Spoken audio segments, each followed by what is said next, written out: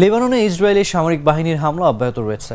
Hezbollah প্রধান হাসান নাসরাল্লাহর মৃত্যুর পর বৈরুতে বিমান হামলার গোষ্ঠীটির আরেক শীর্ষ নেতার মৃত্যু হয়েছে বলে দাবি করেছে তারা।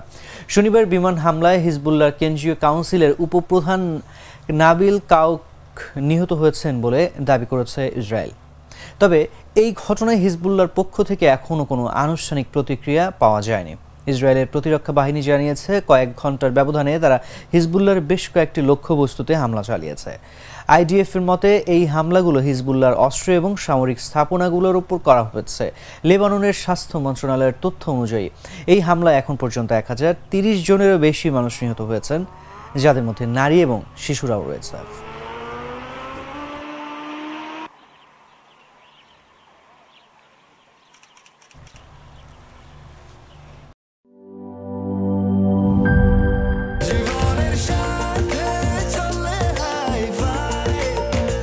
স্বাস্থ্যকর অল টাইম ফ্যামিলি কেক, সব সময় অল টাইম হেলদি লাইফ।